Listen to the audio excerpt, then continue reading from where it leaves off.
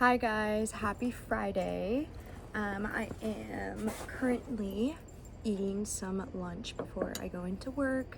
I had a very long morning, but we're here now, so let's get started.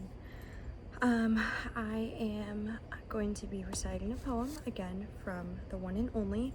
I'm debating if this is the last one. I've kind of read through it here and there, and they're all great, they're all awesome. But I also have this other book that I'm kind of excited to, talk about and go through. So we'll see tomorrow if I do one more. Maybe, I don't know. I'll think about it. But the one today, I'm really excited to recite and kind of talk about. It is, it's nice and it's funny because even in here, it looks like someone spilled something because this is from the library. So I think that kind of adds some charm to it and it's really sweet. But yeah, so of course it's by Lana Del Rey. The title of this one is Paradise is Very Fragile. So let's get started. Paradise is very fragile, and it seems like it's only getting worse. Down here in Florida, we are fighting toxic red tides, massive fish kills, not to mention hurricanes and rising sea levels. Back in Los Angeles, things aren't looking much better. My treehouse that has been standing for 60 years succumbed to the Woolsey fires. Who would have thought this year at 33 you would be taken out from under me? After all those years, built from the ground up by hand by your very first owner, quiet World War I aviation pilot. I tried to save you. But the horse and German shepherds were more important. Paradise is very fragile, and it seems that it's only getting worse. Our leader is a megalomaniac, and we've seen that before, but never because it was what the country deserved. My friends tell me to stop calling 911 on the culture, but it's either that or I 5150 myself. They don't understand. I'm a dreamer, and I had big dreams for the country, not for what it could do, but for how it could feel. I know who I am to dream for you.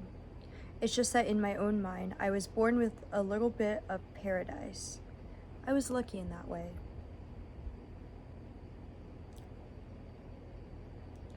Not like my husband who was born and raised in hell. I always had something gentle to give. All of me, in fact. It's one of the beautiful things about me. It's one of the beautiful things about nature. But lately I've been thinking that I wish someone had told me when I was younger more about the inhabitants that thrive off of paradise. That should they take too much, there will be nothing left to give. Not everyone's nature is good or golden. And you can't fight what's in your nature. That's all I kept thinking as we were fighting the fires in Agora. That I'm tired of fighting you. Tired of you taking from me. Paradise is very fragile and it's only getting worse. And every time you leave, I seem to think about the curse bestowed upon Eve, that faithful Eve. She took that bite from the fruitful tree. You breathed me in, Kundalini. On this summer night, you in front of me, and you take, and you take, and you take, and you take. But you taste like the beach in a kiss. Candy for my watery eyes. In my veins that roll, you run citrus. Watercolor images of serpents on orange trees quietly arise. And I keep thinking I could do this forever, just like this. But my heart is very fragile, and I have nothing left to give. And that's the last of it. I really like this poem because I feel like it touches base on issues that not that aren't talked about. I feel like it's, if anything, it's overly talked about, but I feel like there's no change that's happening, and even with this, it's things that we are not in control of. So when she mentions, her paradise, which is Florida and Los Angeles and these places, and I feel like they are these fantasy places that we kind of like put a paradise annotation to, but then when it comes to the reality of being there in those places, it's like there's fires happening, there's hurricanes, there's natural disasters, and with that is a lot of chaos, and that essentially isn't associated with something you title paradise. And I feel like as time goes on and more of these natural disasters happen, it creates kind of a separation, because some people can recover easily and they can easily just kind of, man, that sucked, like, whatever. And there's other people that, this is their whole life. Like, not that they're never going to recover, but it takes years. They can't just, get back on their feet that easily. And it affects them. And when she mentions, I just closed it, but I'm actually gonna, when she mentions the treehouse,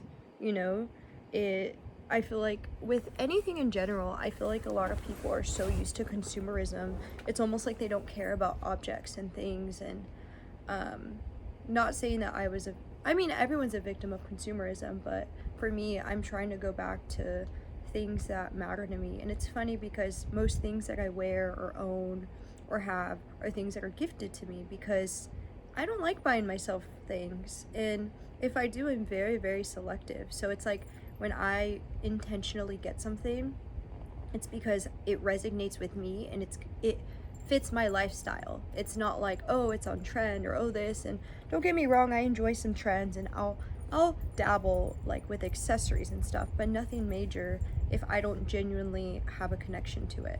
And when she talks about the treehouse and just kind of like the significance and how it saddens her, like, I'm sure she had some great memories associated with that, and even the person that built it, and it's just something that's like cherished, that's just gone in in the span of days, or even minutes and hours.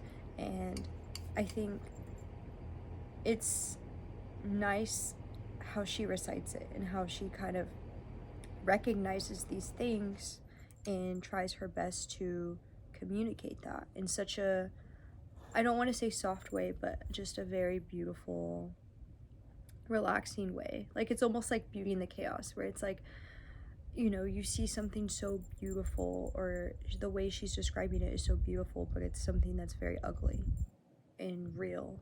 And it's like a glimmer. It's like a glamorization. But I feel like sometimes it's necessary in order to get people's attention in the first place. Because if you go right away and you're just like, like, you just negative, ugly, this, that, people, they're not drawn to it initially.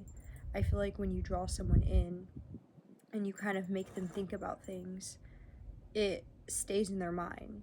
Like, whenever I read any poem or that, like, I'll be doing something and then randomly I'll be like, what was the serpents with the orange tree? Like, what's the significance of that? And it's the most random words for me, at least. Like, actually, I want to go back and read that.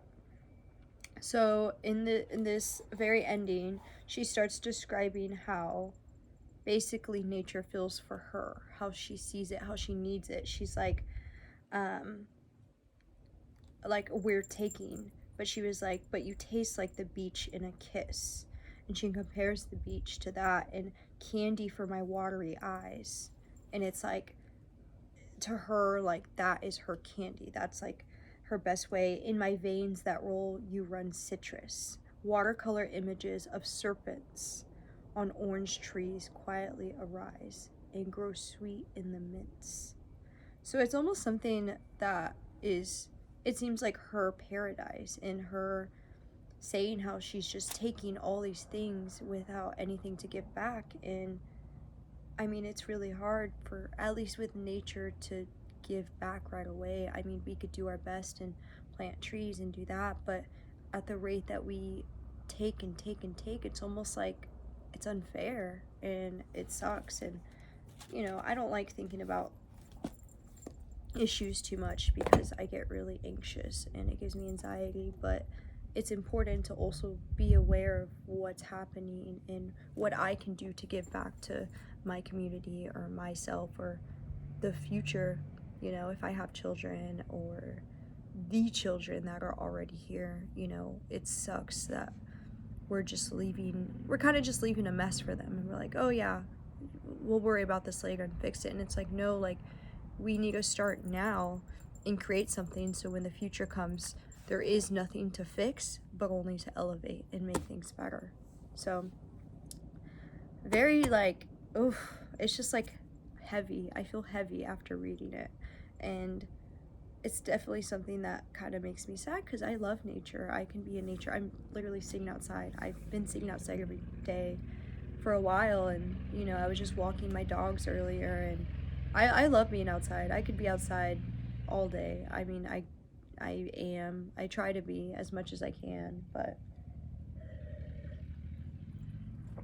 it saddens me that it does that. And I used to go on walks, and you know, on my walks I try to like pick up trash or do this and that, but it sucks because like it's constantly there, and it's like, you know, if we all just did little tiny steps, it could have a huge impact and change. And so yeah, kind of bummed, honestly, but like I love the poem, it's beautiful, but when you start thinking about it, you're like, man, like, you know.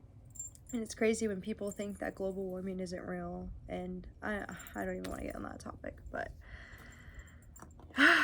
man, crazy. But I hope y'all have a great Friday. I hope y'all have a good weekend. I'm looking forward to the weekend just to kind of like relax. And you know, this upcoming week I really started just like with a schedule and making sure like I hold myself accountable and I do things that I want to do and goals like I have. And this week has been really good. I've been very like, I wouldn't say strict with myself because I'm pretty open with things as long as it gets done. I think that's what it is. I'm trying to do everything with intention and also urgency. Like, if I can do it right now, why wouldn't I do it right now? And I've been trying to kind of get in that thing, because if not, I'm such a bad procrastinator. And things have been good, so I'm looking forward to the weekend and what's to come next week. The holidays are coming up, and that can be, I love the holidays, but I also like get like bummed. Like there's just a lot of emotions with holidays in general, good and bad. And yeah, I'm kind of just trying my best to stay mentally, you know, mentally good, physically good, spiritually good, and just kind of take some time with myself and not be as social. You know, I'm social at heart, but not where I'm prioritizing, you know, going out and doing this and la di da, when it's like, no, like, you know, there's things I need to do that I want to do, you know? And I always make the excuse like, oh, like I don't want to be here and leave. And my friends are like, you can just leave, like I'll be texting. And yeah, I'm like, you know what, you're right. So anyways, I went off into a tangent, but yeah, I hope y'all have a good Friday. You know, make sure to have fun and, you know, treat yourself, celebrate the little things. You know, you made it through a week. It's awesome. And yeah, bye.